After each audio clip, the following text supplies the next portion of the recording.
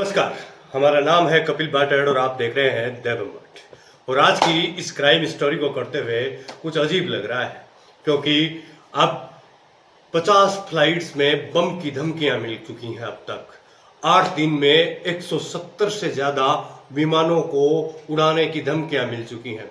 सरकार का कहना है कि वो सख्त कानून लाएगी। अब इंडिगा, विस्तारा, एआई की 50 फ्लाइट्स को बम की धमकियां मिल चुकी हैं। देश में यात्री विमान को मिल रही है धमकी का सिलसिला लगातार जारी है। मंगलवार को 50 से ज्यादा फ्लाइट्स को बम से उड़ाने की धमकी मिली।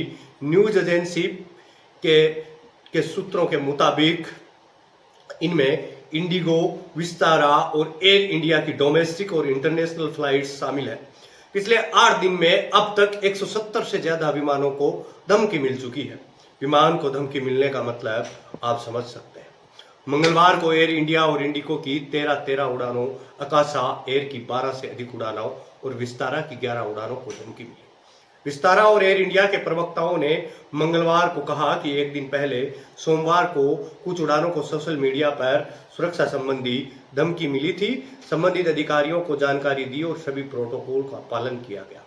सिविल एविएशन मंत्री राममोहन नायडू ने सोमवार को कहा था कि धमकियां भले ही फर्जी हैं, लेकिन हम उन्हें हल्के में नहीं ले सकते। हम इसके खिलाफ सख्त कानून लेकर आएंगे।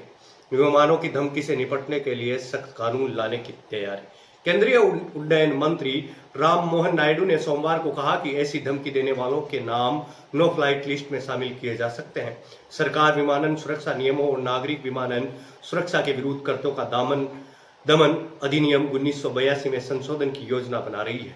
उन्होंने कहा कि नागर विमानन सुरक्षा ब्यूरो BCAS इस मुद्दे पर लगातार गृह मंत्रालय से संपर्क में है। धमकियों को लेकर केंद्र सरकार क्या एक्शन ले रहा है? एयर मार्शल की संख्या को दोगुना कर दिया गया है। केंद्र सरकार ने 16 अक्टूबर को फ्लाइट्स में एयर मार्शलों की संख्या दोगुनी करने का फैसला किया है। एयरलाइंस के CEOs के साथ बैठकें की हैं। इनमें झूठी धमकियों से निपटने को लेकर चर्चाएं की गई हैं। DGCA प्रमुख को हटाया जा चुका है।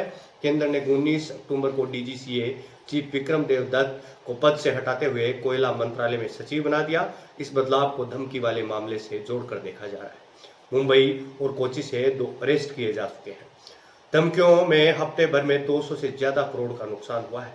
विमान में बम होने की सूचना मिलने पर फ्लाइट को अपने निर्धारित एयरपोर्ट के बजाय नजदीकी एयरपोर्ट पर उतारा जाता है। इससे ईंधन की खपत तो ज्यादा होती है। विमान की दोबारा जांच करने, यात्रियों को होटलों में ठहराने और उन्हें उनके मंजिल तक पहुंचाने के लिए भी व्यवस्था करनी पड़ती। एक रिपोर्ट के अनुसार इन सभी पर करीब 3 करोड़ रुपए खर्च होते हैं। इस हफ्ते विस्तारा, एयर इंडिया, इंडिगो, आकाशा, स्पाइस जेट, स्टार एयर और एयरलाइंस एयर की 70 से ज्यादा घरेलू व अंतर्राष्ट्रीय उड़ानों को धमकी मिल चुकी है। धमकियों की वजह से अब तक 200 करोड़ रुपए तक का नुकसान उठाया जा चुका है।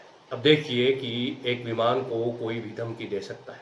फ्लाइट्स में लगातार मिल रही बम की धमकियों के बीच सोमवार को खालिस्तानी आतंकी गुरपवंत सिंह पन्नू ने एयर इंडिया की फ्लाइट को बम से उड़ाने की धमकी दी।